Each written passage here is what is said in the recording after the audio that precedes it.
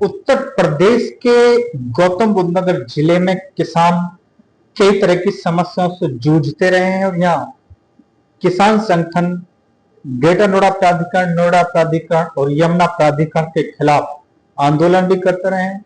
किसानों की जो प्रमुख समस्या है, प्रमुख मुद्दे हैं, वो 10% भूखंड और भूमि अधिग्रहण 2013 संशोधन कानून समेत भूमि का जो प्रतिकर है, अतिरिक्त मुआवजा, इन समस्याओं को लेकर किसान सड़क पर रहे हैं। और आज 30 जुलाई है, 30 जुलाई को भी कुछ किसान संगठनों ने आंदोलन का ऐलान किया था और कुछ किसान संगठन आज धरने पर भी है। हमारे साथ मौजूद हैं किसान एकता संघ के राष्ट्रीय उपाध्यक्ष और समाजवादी पार्टी उत्तर प्रदेश पिछड़ा वर्ग के सचिव चौधरी शौकत अली चेची। इनसे खास मुद्दों पर बातचीत करेंगे। शौकत भाई, आपका बहुत बहुत स्वागत है। धन्यवाद आपका और आपके चैनल का। पहला सवाल यह है कि कुछ महीने पहले किसान संगठनों ने एक प्लेटफॉर्म बनाया, संयुक्त किसान मोर्चा, और उसके बैनर तले बड़े पैमाने पर आंदोलन किया। उसके बाद में आंदोलन के बीच में कुछ मतभेद हुए, यानी कुछ गिरफ्तारी हुई, कुछ को रिहा किया गया, आंदोलन दम तोड़ गया। आज फिर कुछ किसान संगठनों ने आंदोलन का ऐलान किया है और आज 30 जुलाई को कुछ किसान संगठन धरने पर हैं। विभिन्न जगह धरना प्रदर्शन किया जा रहा है। क्या किसान एकता संघ भी इस धरना प्रदर्शन में शामिल है और किसान एकता संघ की आगे की रणनीति क्या है? देखिए, 27 तारीख में मास्टर स्वराज, ये जो लोक जनशक्ति के नाम से संगठन है, उन्होंने 0 पॉइंट पर धरना दिया था इन्हीं मुद्दों को लेकर के जो आप जिक्र कर रहे हैं। तो उसमें माननीय सोरेन प्रधान जी का आदेश था और उसमें हम शामिल हुए, हमने समर्थन दिया था। आपने कहा था कि भाई पहले जो मामला हुआ था बहुत सारे संगठन जुड़े थे, लेकिन एक विचारधारा की लड़ाई होती है। लड़ाई तो सब अपनी लड़ते हैं, लेकिन कहीं ना कहीं कुछ कमियां हो जाती हैं जिसमें सहमति नहीं बन पाती। उसके कारण जो है वो आंदोलन टूट गया था और हमारे माननीय सोरेन प्रधान जी, सुखबीर खलीफा, रूपेश वर्मा और आदि हमारे लगभग 150 से ज्यादा किसानों को इस तानाशाही सरकार ने और अथॉरिटी ने मिल करके जेल भेज दिया था। लेकिन जेल भेजने से कोई जो है आवाज नहीं दबाई जाती। अभी जो किसान संगठन कुछ अलग अलग धरना कर रहे हैं, उनकी भी यही मांगे हैं, तो हमारा समर्थन उनके लिए नहीं है। हमारी एक रणनीति बनेगी कि इनकी मांगे कितनी मानी जाती हैं, नहीं मानी जाती हैं, उसके बाद में एक रूपरेखा तैयार की जाएगी हमारे हाईकमान के माध्यम से, और फिर उसमें जो है आगे की रणनीति तैयार करके फिर कहीं ना कहीं एक इस प्रक्रिया को आगे बढ़ाएंगे और अपनी जो जायज मांगे हैं उनको लेकर के धरना आंदोलन जो भी होगा वो करेंगे। स्वागत भाई, अभी तक जो देखा जा रहा है, 1 साल से करीब धरना प्रदर्शन का दौर चला। धरना होता, प्रदर्शन होता, हर संगठन ज्यादातर धरना प्रदर्शन करते हैं, फिर मामला वार्ता तक आता है। वार्ता होती है, उच्च स्तरीय वार्ता भी होती है, जिले में कमिश्नर और ग्रेटर नोएडा और नोएडा प्राधिकरण और यमुना प्राधिकरण के सीओ और डीएम के स्तर पर भी वार्ता होती है। यहाँ तक कि मुख्यमंत्री के स्तर पर भी वार्ता हुई, लेकिन जो उसका परिणाम है वो तो अभी कोई सार्थक निकला नहीं है। तो ये वार्ता ही होती रहेंगी। आपकी बात में दम है। एक पिक्चर देखी थी जिसमें सनी देओल कह रहा था कि तारीख पे तारीख, तारीख पे तारीख। तो ये जो सरकार है ये वार्ता पे वार्ता करती है कि एक बहुत पुरानी कहावत है, कोठी कुठला के हाथ मत लगाइए, घर बार सब तेरा ही है। तो ये उद्योगपतियों की, बिजनेसमैनों की ये सरकार है, चाहे केंद्र में हो या उत्तर प्रदेश में हो। ये किसानों की सुनने वाले नहीं है। किसानों को तो ये सरकार और ये जो अथॉरिटियां यहाँ खून चूस रही हैं किसानों को, ये दुश्मन मान के चलती हैं कि भाई इनकी जो जायज मांगे हैं पूरी करनी नहीं है। वार्ता के नाम पर एक गुमराह कर देती हैं और एक जैसे वो कह रहे हैं ना कि गुड़ ना दे गुड़ की सी बात कह देते हैं। अब सबसे गंभीर सवाल यह है कि भाई किसान जो है अन्न पैदा करे, अपने परिवार को पाले, अपने परिवार के बच्चों को शिक्षा दे या अपने पशुओं को पाले, या फिर इस देश की जनता का पेट भरे या धरना आंदोलन प्रदर्शन करे, इतनी किसान में गुंजाइश नहीं होती है। किसान बड़ी मुश्किल से अपनी जीविका चलाता है।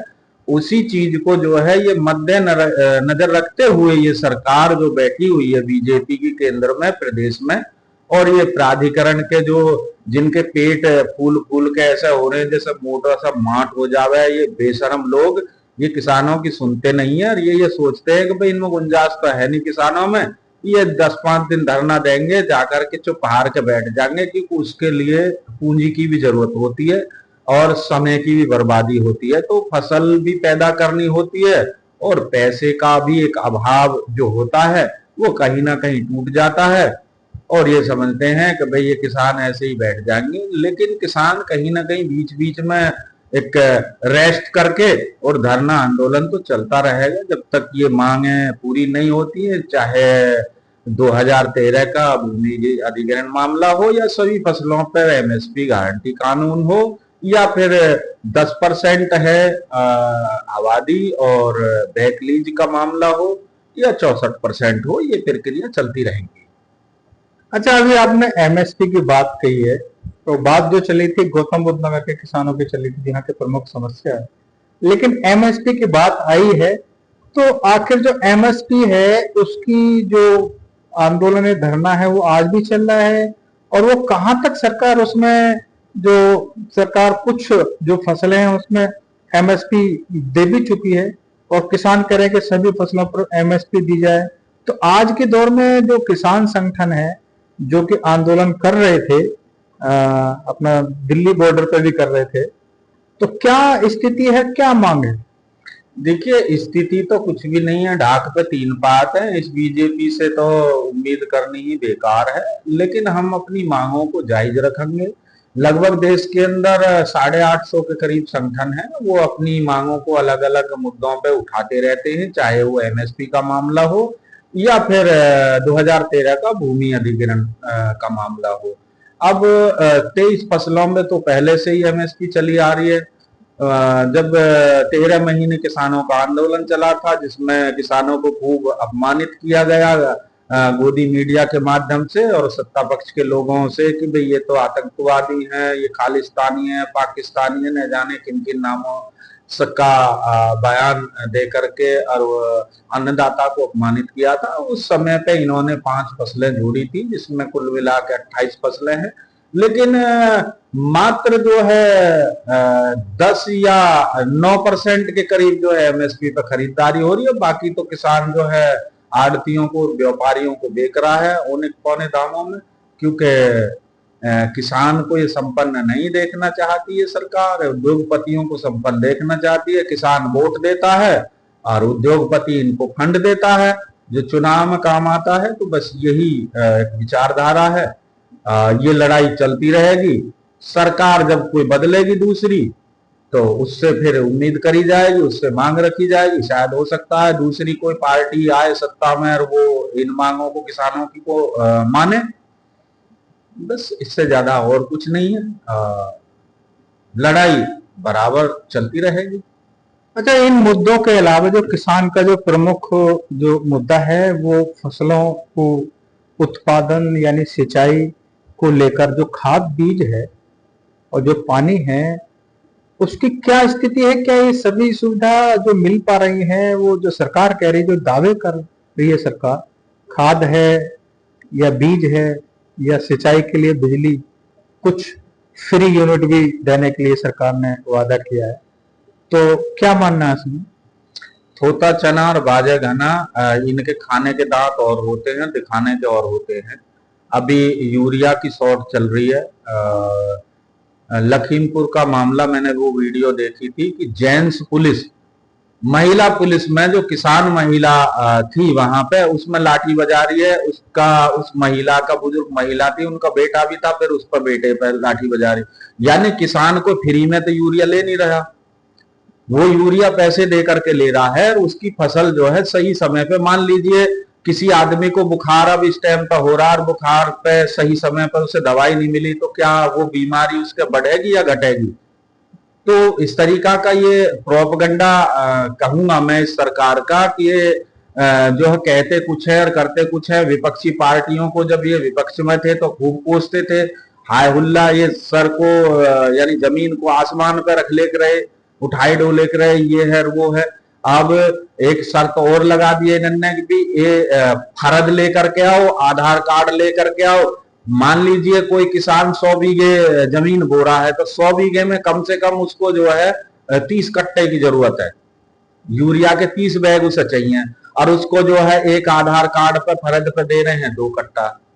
तो क्या ये यूरिया जो है मिठाई है जिसे किसान खा जाएगा या स्टॉक में रख लेगा, वो खेत में ही तो डलेगी। अच्छा, दूसरा भी ऐसा नहीं है कि भाई किसान से अलग कोई और इस्तेमाल करता हो, हालांकि कपड़े के उसमें यूज में ये आती है, 1-2 जगह और आती है, लेकिन वो नाम मात्र ज्यादा से ज्यादा 5% होते, लेकिन 95% यूरिया और जो खाद होती है उसको तो किसान इस्तेमाल करता है। अब किसानों पर लाठी बाज रही है, किसान गर्मी में, धूप में, बारिश में वहां खड़ा लाइन लगाए हुए, और उनको जो है 50% को जो है 2 बैग दे दिए जाते हैं, 50% जो रहते हैं उनको कहते हैं कि आप कल लीजिए।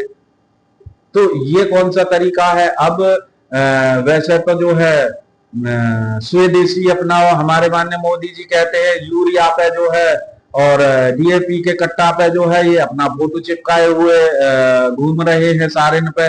और यूरिया जो है आता है हमारा विदेशों से। अब चीन ने जो है यूरिया एनपीके बंद कर दिया, तो अब यहाँ शॉर्ट पड़ रही है। तो कहाँ यहाँ डंका बज रहा है, बर्बादी का घंटा बज रहा है किसानों के लिए। तो किसान के फसल की उचित कीमत नहीं मिलती, उसे लागत नहीं मिलती।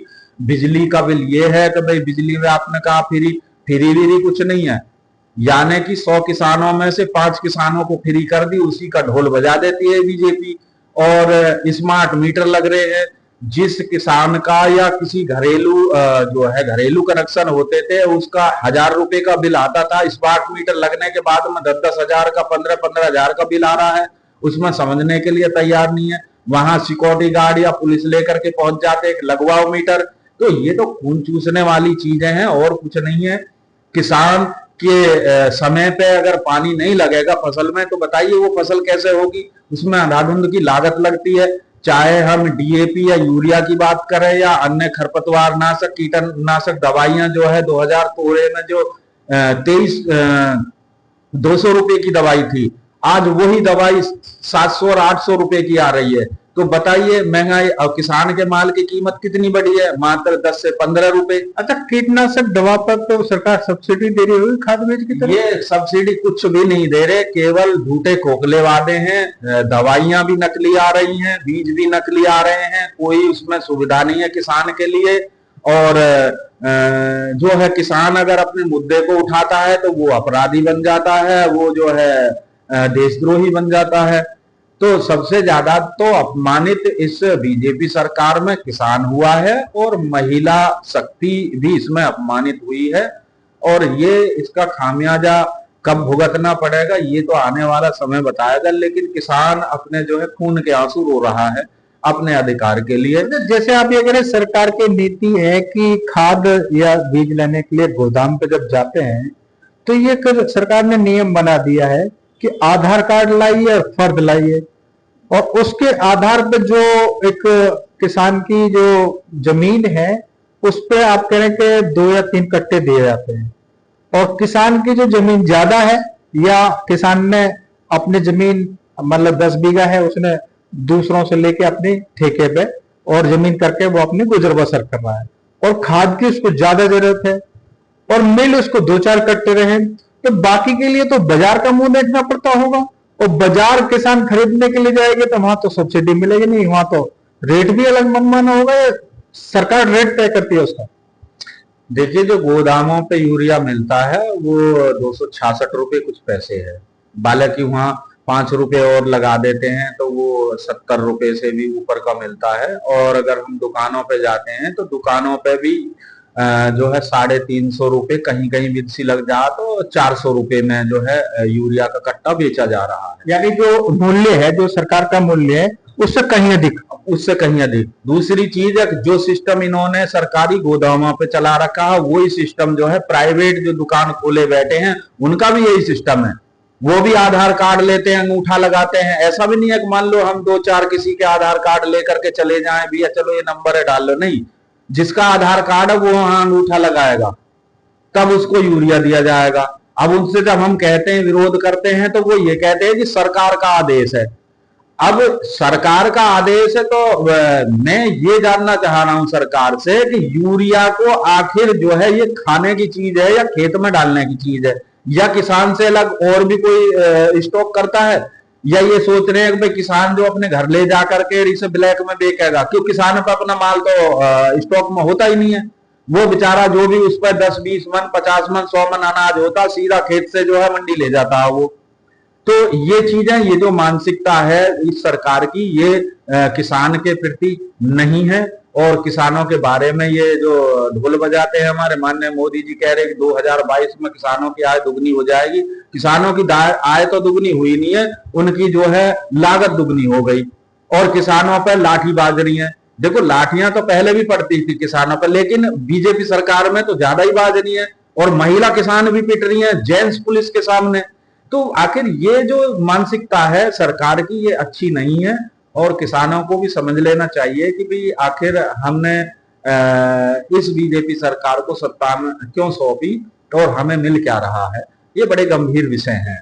अच्छा, बड़ा ज्वलंत आपने ये मुद्दा बताया है कि खाद बीज पे ही ये जो हम प्रकाश डाल रहे हैं, जो आप कह रहे हैं, तो बड़ा ज्वलंत मुद्दा है। किसान को जरूरत तो कितने खाद और बीज की है, लेकिन मिल कितना रहे। सरकार की जो नीतियां, जो नियम है, वो कुछ कह रहे हैं। तो इन तमाम मुद्दों को लेकर क्या कभी, या जो आने वाले टाइम है, क्या आप या आपके पदाधिकारी, आपका संगठन क्या कभी जिलाधिकारी या कृषि मंत्री या मुख्यमंत्री से कभी कोई वार्ता की कोई मांग या कोई ज्ञापन वगैरह कोई आंदोलन इन तमाम मुद्दों को लेकर कुछ क्या रणनीति आप? देखिए, पिछले साल हम मिले थे, हमने डीएम को भी ज्ञापन दिया था और मुख्यमंत्री के लिए भी भेजा था हमने, जो है प्रधानमंत्री के, ये पिछली साल का मैं जिक्र कर रहा हूँ।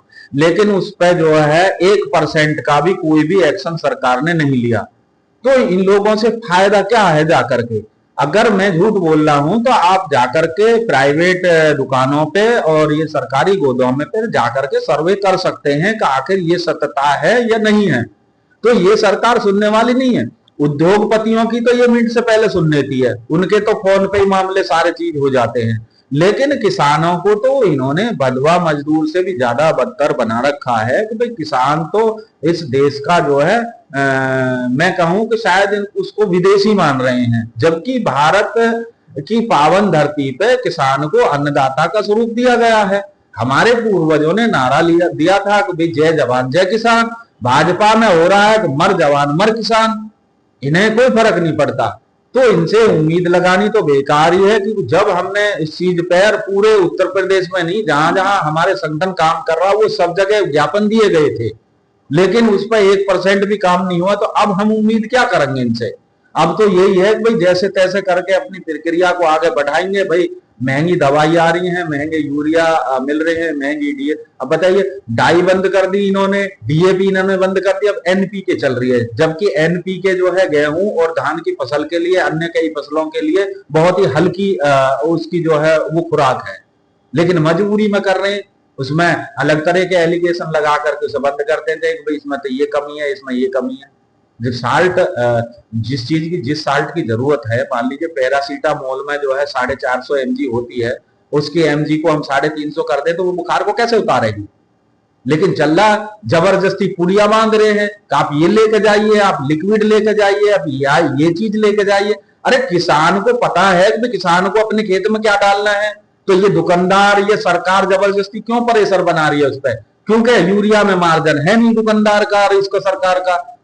वो जो अलग से जो दवाई देते हैं या लिक्विड देते हैं उसमें मार्जिन है 50% 60%, जबरदस्ती उनको टोकते हैं, नहीं लेते हैं तो यूरिया नहीं दे रहे। बताइए ये कौन सी तानाशाही सरकार है? ये कौन सा कानून कहता है कि भाई आपको जो है पेट में दर्द हो रहा है तो आप जो है ब्रूफेन खा लीजिए, ये पेट के दर्द के लिए पैरासीटामोल की टेबलेट दे रहे हैं।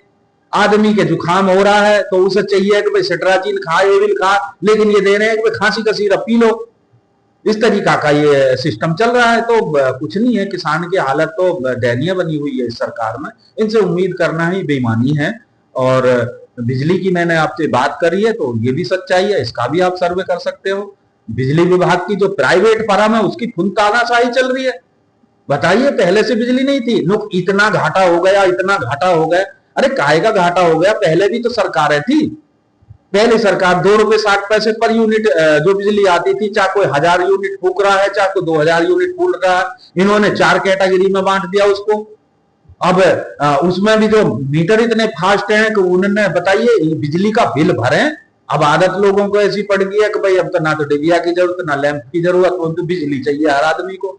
पसीना किसी का नहीं आना चाहिए, ठंड में रहना चाहिए, हर चीज जो है बिजली से इस्तेमाल हो रहे हैं। तो सबको पता है कि भाई बगैर बिजली काम नहीं चलेगा। इस वजह से जो है बिजली विभाग की भी तानाशाही फुल चल रही है, सरकार से ज्यादा चल रही है। ये बड़े गंभीर विषय हैं, इन चीजों पे समझना चाहिए। कुल मिला के बात यह है कि सबसे ज्यादा किसान पिस रहा है और महिला पिस रही है। शौकत भाई, किसानों के मुद्दों के अलावा अब थोड़ा सा एक राजनीतिक सवाल करते हैं। तो बिहार में चुनाव होने जा रहा है, तो किस नजरिए से देखते हैं, क्या लग रहा है? देखिए, लगना और नहीं लगना वो तो एक अलग विषय है, लेकिन वहां चुनाव आयोग और सरकार मिलकर के लोगों के अधिकारों का हनन कर रही है। अब 20 साल से वहां नीतीश सरकार है, बीजेपी के गठबंधन से। तो इनको लगा कि भाई यहाँ पे जो है अब हमारी सरकार चली जाएगी तो जो बीजेपी के विरोधी वोटर हैं उनकी वोट काटी जा रही है। बीएलओ और बीजेपी के पदाधिकारी खुद जा करके वोटर लिस्ट तैयार कर रहे हैं, खुद साइन मार रहे हैं। तो सीधी सी बात यह है कि भाई बीएलओ भी उसी क्षेत्र का होता है, उसे जानकारी होती है। जो कार्यकर्ता है वो तो है ही है, वहां बैठ करके वो वोट किसी की भी काट दो और किसी की भी जोड़ दो। तो बीजेपी वहां घबराई हुई है और 11 शर्तें रख दी।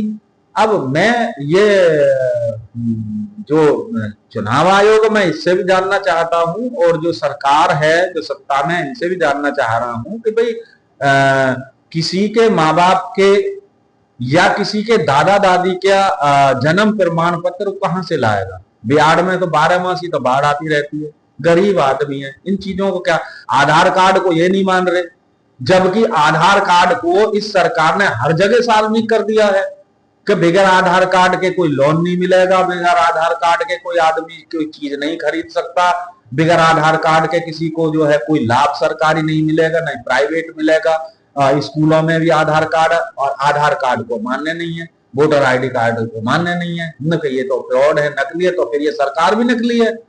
ये जो सरकार बनती चली आ रही है आधार कार्ड और वोटर लिस्ट के माध्यम से, तो फिर ये भी फर्जी है, इसको भी रिजेक्ट कर देना चाहिए। तो ये चीजें कहीं ना कहीं है। बीजेपी बिहार में घबराई हुई है और वो जो है विपक्षियों का वोट काट रही है। मैंने एक वो सोशल मीडिया पे वायरल हो रही है, मैंने भी उसमें देखा था कि जो चुनाव आयोग की तरफ से कुत्ता का प्रमाण पत्र बन गया। बताइए कमाल की बात, उसमें बाकायदा वो मेरे पास आया और लोग उस पर कमेंट भी कर रहे थे, यानी कुत्ता का तो प्रमाण पत्र बन जाएगा लेकिन इंसान का प्रमाण पत्र नहीं बनेगा। इस तरीका की मानसिकता ये सरकार की और ये चुनाव आयोग की हो रही है। इनको अपनी बुद्धि को सुधार देना चाहिए। और ये जो कुत्ता मीडिया बना बैठा या नहीं, ये तो क्लेरिकल मिस्टेक हो सकती है। नहीं, ये मिस्टेक क्या है, उसका खंडन क्यों नहीं किया इन्होंने? हालांकि उस पर साइन नहीं है किसी अधिकारी के, लेकिन वो बन तो गया। और ये तो मैंने अपनी आंखों से देखा है कि उसमें जो है वीडियो जो वायरल हो रही है अजीत अंजुम पे। बताइए, अजीत अंजुम जी ने जो पत्रकार है, एक अच्छा बढ़िया पत्रकार है, फेमस पत्रकार है, उसने उनकी सच्चाई को उजागर कर दिया, तो उस पर सरकार ने मुकदमा दर्ज कर दिया। यानी सच्चाई उजागर करना तो इस भारत के इस बीजेपी सरकार में अपराध बन गया है। अच्छा, 2027 भी उत्तर प्रदेश के लिए एक परिवर्तन का दौर होगा। क्या आपको लग रहा है कि जो सरकार है योगी आदित्यनाथ की, उसकी जो उपलब्धियां हैं, क्या उसके आधार पर आगे की दिशा तय होगी 2027 में? देखिए, उपलब्धियां तो मुझे कोई नजर नहीं आती, लेकिन अभी थोड़ा लंबा समय है 27 में, और रिएक्शन के एक्शन हो रहे हैं। आने वाला समय बताएगा कि भाई किस करवट उठ बैठेगा। बाकी अपनी निजी स्वार्थ की राजनीति के हैं या लोकप्रियता चमकाने की प्रक्रिया के हैं, लोग अलग अलग अपने मोर्चों पे खड़े हुए हैं। जहां उनको मौका लगता है वहां अपनी लोकप्रियता चमकाने के लिए कुछ भी कर देते हैं। अब किसकी सरकार बनेगी किसकी नहीं, ये आने वाला समय बताएगा। फिलहाल कुछ कहना मतलब ये उचित ये नहीं लगता कि भाई अंदर खाने की बात है, अंदर खाने किस आदमी के क्या पेट में बड़ा हुआ है वो कहाँ है। लेकिन रिएक्शन के एक्शन जरूर हो रहे हैं, और हर आदमी जो है जो राजनीति से जुड़ा हुआ है वो आदमी अपने मोर्चों पर तैयार खड़ा है कि तब उसे मौका मिले तब अपनी वो लोकप्रियता चमकाए, इससे ज्यादा कुछ नहीं। शौकत भाई, आप हमारे चैनल के माध्यम से भारत सरकार को और उत्तर प्रदेश सरकार से क्या अपील करना चाहेंगे, क्या प्रमुख मांग रखना चाहेंगे? देखिए, मैं भारत सरकार से और उत्तर प्रदेश सरकार से मेरी यही अपील है, मेरी नहीं हमारे पूरे संगठन की ये अपील है, माननीय राष्ट्रीय अध्यक्ष सोरेन प्रधान जी की अपील है कि किसानों को उचित बीज मिलना चाहिए, जो कि अच्छी वैरायटी होगी तो अच्छी फसल पैदा होगी। और ये जो शर्तें जो लागू कर रखी हैं कि भाई आधार कार्ड लगाइए, फर्द लेकर के आइए, ये बिल्कुल ही गलत है। क्योंकि लगभग देश के अंदर 60% किसान ऐसे होते हैं जो बटाई पे फसल पैदा करते हैं ठेके पे लेकर के, और दूसरा किसान जिसकी वो भूमि है वो उसको आधार कार्ड भी नहीं देगा ना ही फर्द देगा। और यूरिया कोई मिठाई नहीं है, और यूरिया कोई सोना नहीं है कि जिसे वो अपने घर में छुपा लेगा या सोने को ले जाकर के कहीं बाजार में बेच देगा दुगने 4 गुने दामों में। केवल किसान ही 95% उसे इस्तेमाल करता है, तो उसकी किसान की उचित फसल हो गए।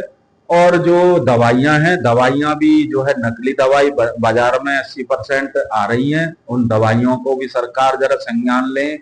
अच्छी दवाइयां हो में सस्ती दवाइयां हो, सस्ती दर की, और उसको बीज, डाई और यूरिया उचित समय पर मिले, ताकि किसान को लाइन नहीं लगानी पड़े और उसकी फसल एक समय पे उसे खुराक मिले। और जो बिजली का मामला है, ये स्मार्ट मीटरों को इनको पूरी तरीका से बैन किया जाए, और किसान को सब्सिडी के आधार पर जो है ये बिजली दी जाए। और किसान गरीब मजदूर के लिए जो बिजली की एक उचित व्यवस्था इस तरीका से हो कि ताकि उनको भी सब्सिडी मिल सके। क्योंकि इसमें जो है बिजली विभाग बहुत बड़ा घोटाला कर रहा है, और ये जो स्मार्ट मीटर लग रहे हैं, 1000 रुपए का बिल 10-10 हजार का, 15-15 हजार का आ रहा है। और जिस परिवार के मुखिया की सैलरी 10,000 या 15,000 है, तो वो बिल में दे देगा, तो उसका परिवार खाएगा क्या? या तो फिर वो आत्महत्या करने पे मजबूर होगा, और या फिर जो है वो कहीं ना कहीं चोरी चकारी करेगा, क्योंकि बिजली तो उसे चाहिए। तो इस सरकारों को इन गंभीर विषय में जरूर आपके माध्यम से मैं ये बात पहुंचा रहा हूं, और इन सरकारों को जरूर इसका संज्ञान लेना चाहिए। विजय लाइव न्यूज से बात करने के लिए आपका बहुत बहुत धन्यवाद।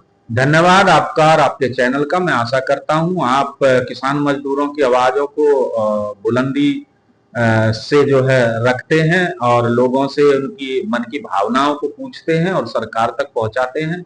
मैं आशा करता हूं कि आप एक मानवतावादी पत्रकार हैं, और ये आपकी मानवतावादी पत्रकारिता आगे तक लगातार बढ़ती रहे, और जो सही असल ज्वलंत मुद्दे हैं उन्हीं को आप जो है फोकस करके चलें। और सत्ता पक्ष से भी जिन सवालों का आपने जिक्र किया है, सत्ता पक्ष के जो हमारे नेता हैं, जो प्रतिनिधि हैं, आप उनसे भी, मेरी ये अपील है, उनसे भी जरूर इन बातों का डिस्कशन करें, और उनको कहीं ना कहीं पलटवार करने का भी आप उन्हें जवाब भी दें। क्योंकि वो आपको मीठी मीठी बात करेंगे, लेकिन आप उनकी मीठी मीठी बात में हाँ में हाँ मत मिलाना, उनको सही जवाब देना कि भाई किसान इस तरीका से कह रहा है, मजदूर इस तरीका से कह रहा है, और हम ग्राउंड पर गए हैं, उनकी पीड़ा है, आप इन पर फोकस डालिए, क्योंकि आपको वो वोट दे करके और आपको जो है आगे भेजा है ताकि जनता की सभी समस्याओं का निस्तारण कर सके। तो खेत में किसान सीमा पर जवान, यह बात यहां पर पूरी तरह से लागू होती है। चौधरी शौकत अली चेची एक किसान नेता के साथ में ग्रेटर नोएडा में एक किसान भी जो है, जो कि खुद खेत में काम करके रात दिन एक करके फसल को उगाते हैं। और अभी इन्होंने जो खाद बीज और बिजली की बात का जो अपना दर्द बयान किया है, तो ये लगातार इन तमाम समस्या से जूझते रहते हैं। यहां पर इन्होंने ये अपील की है सरकार से कि किसानों को पर्याप्त मात्रा में बीज दिया जाए, पर्याप्त मात्रा में खाद दिया जाए, और जो बिजली की जो सरकार की नीति है, जो बिजली के लिए जो सरकार किसानों के लिए सब्सिडी कह रही है, उसको भी ईमानदारी से दिया जाए। इन तमाम सुविधाओं को यदि दिया जाएगा तो किसान का सही मायने में विकास होगा। यदि किसान खुशहाल होगा तो देश समृद्ध होगा। यदि देश समृद्ध होगा तो हमारी विश्व की जो अर्थव्यवस्था है वो मजबूत होगी। फिलहाल इतना ही, फिर मिलेंगे अगली स्टोरी के साथ। धन्यवाद।